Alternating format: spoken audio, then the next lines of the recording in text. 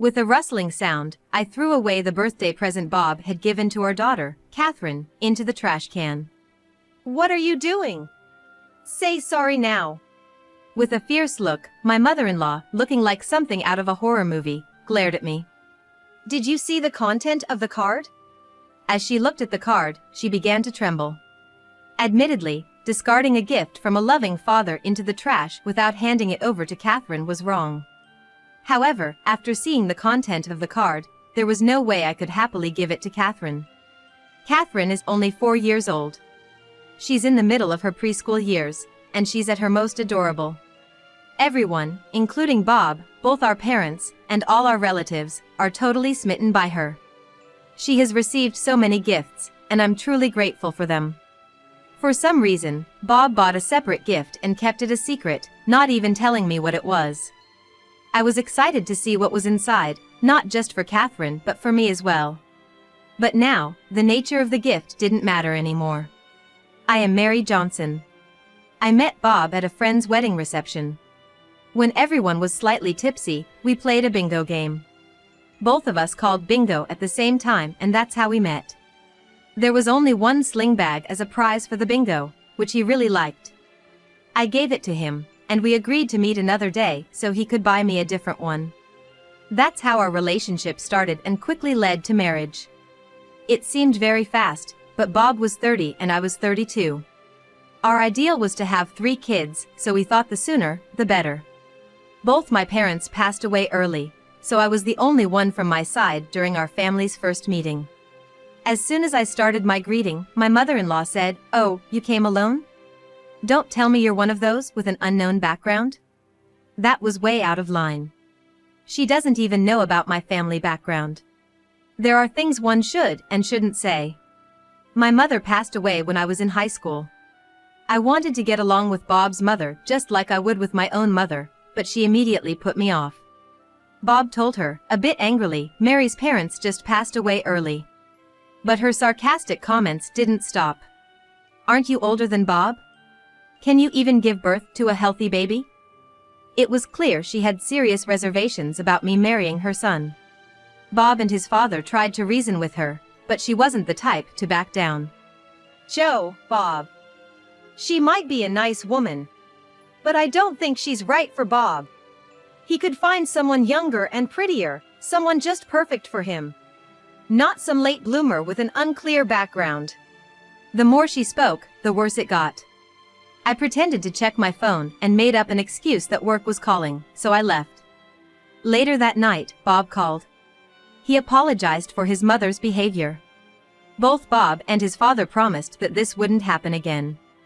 Deep down, I thought I could never be happy if she didn't accept me. But if Bob and his father acted as a buffer, maybe things would work out. I accepted Bob's apology. Finally, we got married. It was a small but beautiful ceremony. All of Bob's relatives were very welcoming, and I felt grateful for the experience. Even my mother-in-law was very kind and thoughtful that day. I thought, this must be the real her. We can get along. After our wedding, things felt more optimistic, and we went on our honeymoon to Hawaii. When we returned, we immediately visited his parents with souvenirs. Thank you for your support during our wedding. Here are some souvenirs from our honeymoon. They're not much, but please enjoy. I gently placed a box of cookies and a bottle of wine on the table. Famous Hawaiian cookies and wine which I thought his father would like. If it's not much, then maybe you should take it back. Usually, when you give souvenirs to parents, you'd give something more thoughtful, you know? I was taken aback by my mother-in-law's cold words. My father-in-law seemed equally shocked, his eyes wide. Snapping back, he chided, "Hey you. When Sarah went to Hawaii, she brought me a designer bag and cosmetics. Of course, for you too, right? And she even gave Bob some nice clothes. Remember?" Sarah is Bob's childhood friend, a lovely woman 5 years younger than him. Even though she's not a relative, she attended our family gatherings and wedding, which made me think they must have been close. Bob, with a grin, chimed in, "Yeah, Sarah did go all out. She gave me clothes and a wallet. I'm still using that wallet." Seeing Bob enthusiastically join his mother's narrative made me feel alone, as if no one was on my side. Sarah is so thoughtful. I've been using her gifts for years, and you too, right, Bob? Every time I use them, I think about how wonderful she is. Indeed, Bob's wallet did seem well worn. I had thought of getting him a new one for his birthday this year. Enough about Sarah. Can you tell us about your honeymoon? I'm more interested in that, my father-in-law interjected, noticing my somber expression. I gave him a thankful glance. I gave my father-in-law a knowing glance, conveying my gratitude. After that, there were occasional snide remarks, but aside from that, we were able to spend our time harmoniously. I think it was all thanks to my father-in-law. From then on, my mother-in-law would call at least once a week, asking about Bob, if there was a grandchild on the way, and talking about Sarah. It was mentally draining for me. Especially the questions about having a child. Bob and I had been trying to have kids, and we even visited a local gynecologist to improve our chances. It turned out that due to Bob's health, it might be challenging to conceive. We were discussing potential fertility treatments. Fertility treatments are physically and financially draining, and I worried about managing it with my full-time job. My mother-in-law's pressure, combined with having no close family for support, felt overwhelming. In the midst of all this, Sarah paid a visit. I hadn't thought highly of her, given how my mother-in-law and Bob always sang her praises. But after talking to her, she seemed genuinely nice. Don't worry about it. Bob isn't the type to be bothered even if he doesn't have kids. And I'll make sure things are smooth on my end with you, his mom. Although I had reservations about her due to my mother-in-law and Bob always praising her, after talking face to face, I realized she genuinely was a kind person. Our conversation lightened my mood and made me more optimistic. Perhaps that shift in mindset worked wonders, as I soon found out I was pregnant and later gave birth to a healthy baby girl. Bob and both our parents exclaimed, "A long-awaited girl." Bob's parents, who only had one son, had probably wished for a granddaughter. Everyone doted on her, and she quickly became the apple of everyone's eye.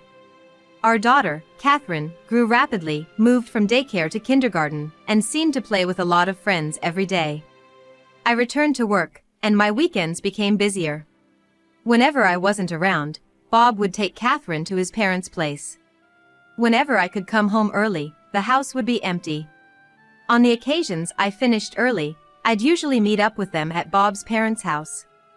Feeling reluctant but doing so anyway, I headed over to his parents' house one day. "Mary, it's good to see you. It must have been a long trip.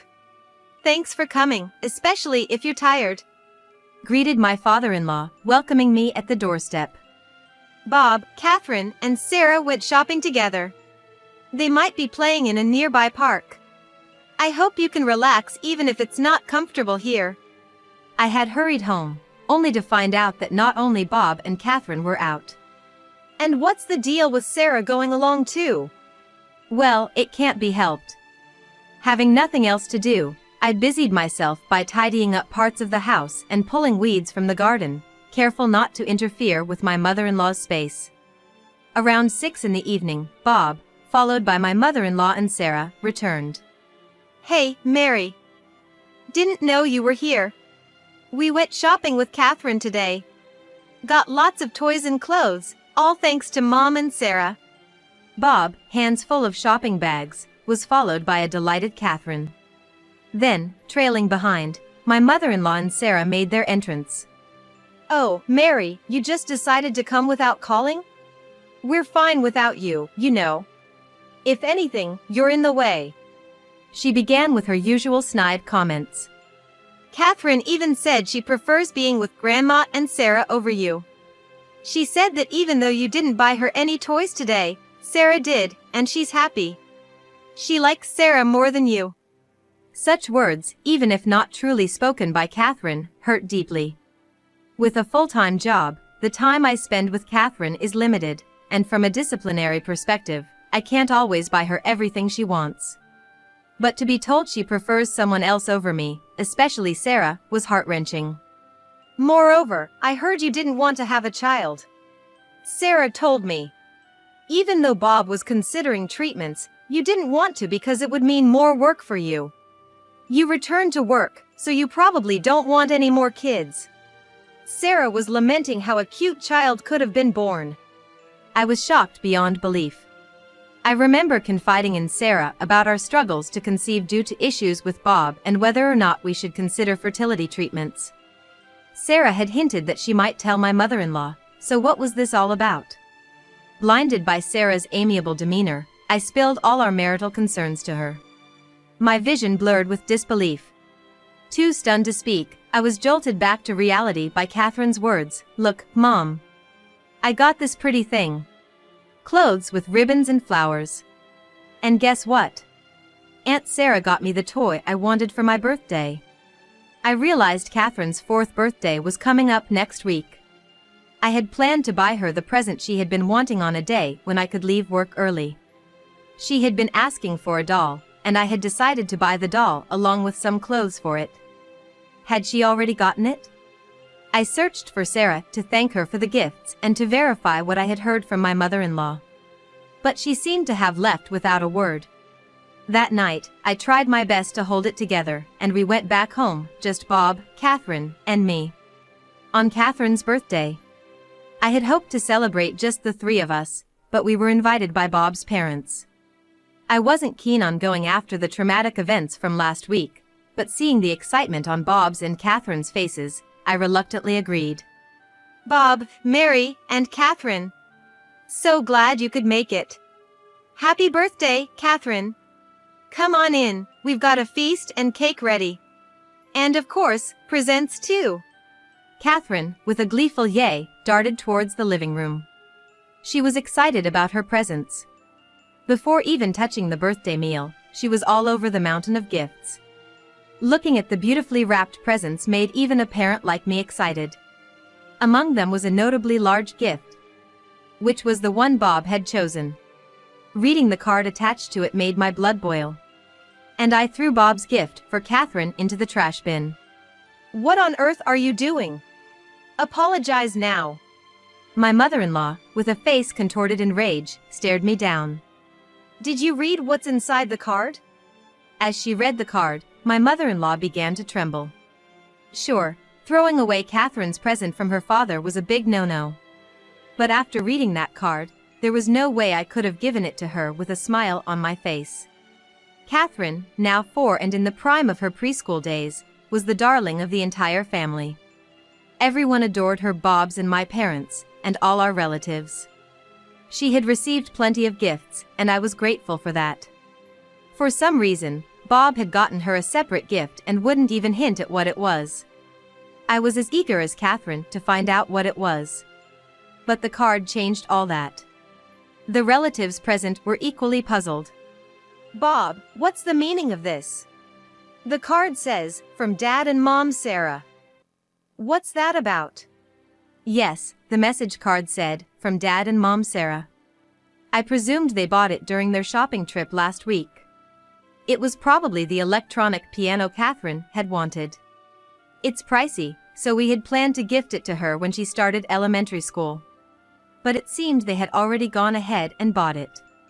I don't know anything about that card. I haven't touched that gift since we bought it last week. Stumbling over his words, Bob began to make excuses. It's not about that. You've been bringing Catherine here all the time. And you both keep mentioning Sarah. Were you having an affair? My rage got the best of me, and I yelled, momentarily forgetting we were in front of family. The realization that he could have been cheating all this time suddenly put things into perspective. Despite my reluctance, Bob often took Catherine to his parents' house without me. He had stopped talking about our treatments once he began visiting his family more. He used to be more considerate about my relationship with his family, but once he started making these solo trips, he would only say I didn't have to join if I didn't want to. And there was more.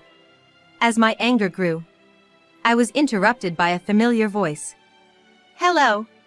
Happy birthday, Catherine. Did you like the present? You wanted that electronic piano, right? It was Sarah's carefree voice. She and Bob had indeed bought the present together. Sarah, hello. What's this about you being Sarah Mama? Sarah looked taken aback, probably surprised to see me there. Sarah probably thought that my husband had told me about his relationship with her, and she assumed I'd be too angry to show up. Oh, it's you, Mary. How've you been? What brings you here? I wonder if, during this past week, my husband had promised Sarah he would tell me about their relationship.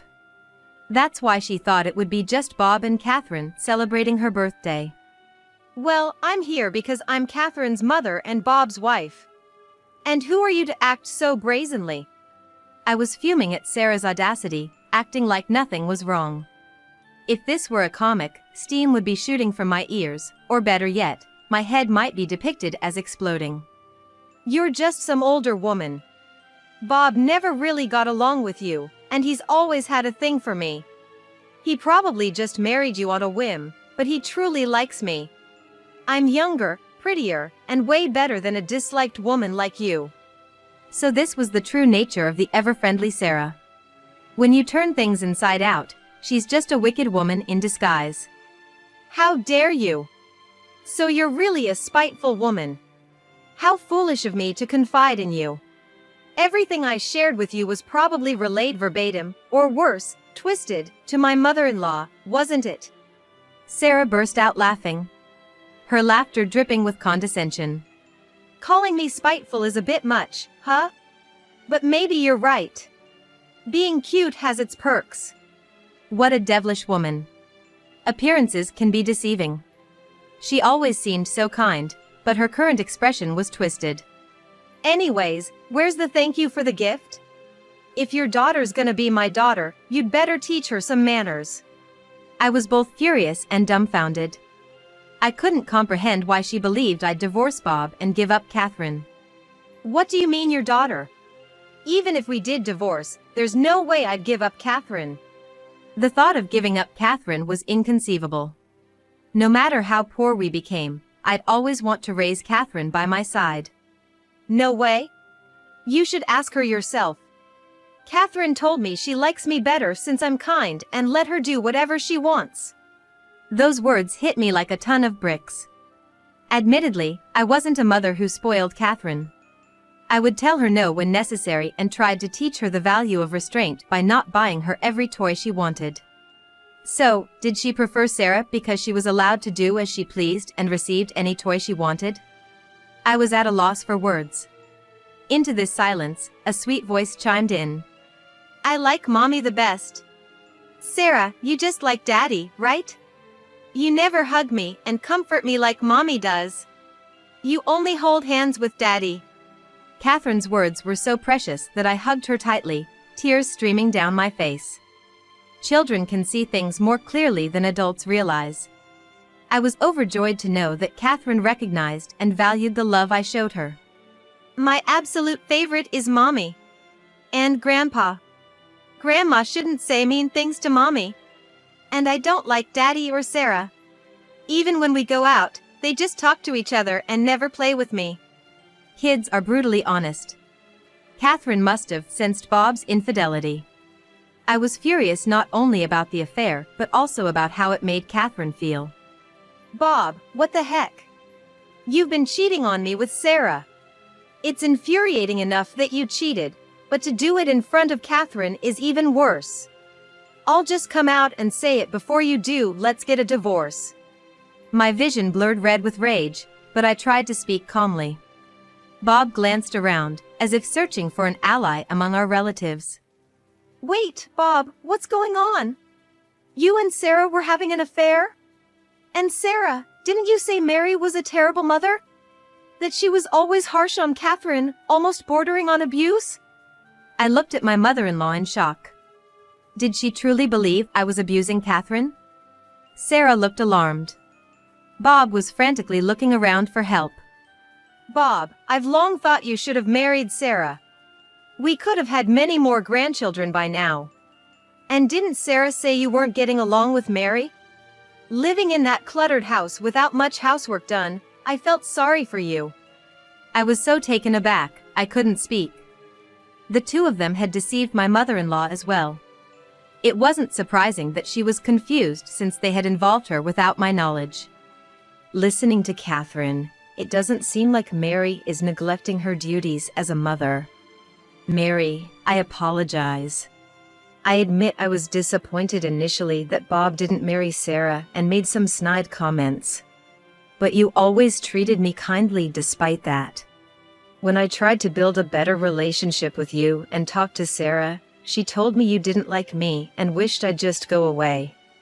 Clearly, I was mistaken. I'm truly sorry. I was taken aback by this sudden apology from my mother-in-law, but if she was constantly fed lies, it made sense she'd hold some resentment towards me. It's almost laughable to think someone as stern as her was so easily deceived. To say I could completely forgive everything she'd done would be a stretch. But judging from her tone and expression, it seemed she genuinely regretted her actions. So, I reluctantly accepted her apology, understanding she too had been manipulated by Sarah. Understood. I'll let it slide. But if anything like this happens again, I'll cut ties with you for good. That said, I'm definitely severing ties with Bob. In this mess, my mother-in-law and I were kindred spirits, both deceived by Bob and Sarah. Bob, what have you done? You're the worst. Don't ever step foot in this house again. The same goes for you, Sarah. Mary, I'm so sorry. Can you ever forgive us? Even my father-in-law apologized to me. Sir, ma'am, please don't say such things. If I had many children with Bob, they'd be your grandchildren, right? Bob is your only child and heir to this family. If you disown him now, you might regret it later. Please, think it over. Despite ruining everything, Sarah was audacious. Still speaking up confidently to my father-in-law. I couldn't fathom how she could be so bold. Sarah, how do you know we only have one child? It seems you hardly listened when I confided in you. Bob has a fertility issue which made it challenging for us to conceive. We miraculously had Catherine, but for siblings, we would need fertility treatments. While it was a private matter, I couldn't keep silent anymore. For so long, both in-laws had made many remarks about us having only one child. Bob probably blamed me for our inability to have more children, leading him to lie to Sarah, saying any woman other than me would easily have his child. This was the first time I saw Sarah's face pale. That's a lie. Bob said it was your fault you couldn't have kids. Stop trying to save face. I plan to have lots of kids. She was desperate. She must have thought she'd oust the wretched me, become the heroine, and settle into the family. With no allies and having been deceived by Bob about his fertility issue, she probably didn't anticipate this turn of events. Sarah, you liar. How much of what you said was true? You seduced my Bob, such a wicked woman. Sarah looked shocked when my mother-in-law confronted her. She must have been confident my mother-in-law was on her side. She probably never thought she'd be accused of leading him astray, even if no one told her outright that it was a good thing she split from such a woman. You're terrible. You've always said you wished Bob and I were married. How can you say that now? Everyone glared at her, causing my mother-in-law to hang her head. But maybe she didn't want to be the villain. I never encouraged an illicit relationship. That's beyond decency. Bob, what were you thinking? Spotting Bob trying to sneak away, she addressed him firmly. Watching the chaotic scene before me, I felt exasperated. Poor Catherine's birthday celebration was forgotten. I decided to head home with Catherine and celebrate just the two of us. That night, Bob returned home. He wanted to talk and began explaining his side of the story, but I wasn't in the mood to listen. I told him that from now on, we'd be communicating through a lawyer, and had him take his belongings and leave. I consulted my company's attorney to ensure I didn't need to deal with him directly. Of course, I ensured monthly child support. Additionally, I received a substantial amount as compensation from my in-laws. It seemed my mother-in-law had gotten quite an earful from my father-in-law, and she was walking on eggshells. I told them an apology would suffice, that they didn't need to go to such lengths, but they insisted it was for Catherine's sake. Unable to decline their generosity, I accepted. As for my ex-husband Bob and Sarah, they've been ostracized from their families and are apparently living together somewhere far away. Given they were an affair couple, I thought they'd split up soon. But it seems they're eventually gonna tie the knot. Either way, they're no longer my concern. Living a happy life daily with my daughter, Catherine, is all that matters to me. Word of my divorce spread at work, but everyone treats me just the same. I don't feel any awkwardness, and life is pretty normal. In the midst of all this, a client at work asked me out, and I agreed to date him. He's also divorced with no kids and has mentioned wanting to get married soon, expressing a desire to give Catherine a younger brother or sister. Catherine too seems fond of the idea of us getting married. Before I knew it, she turned 7. While our family was dysfunctional in the past, I'm optimistic about us finding true happiness this time around.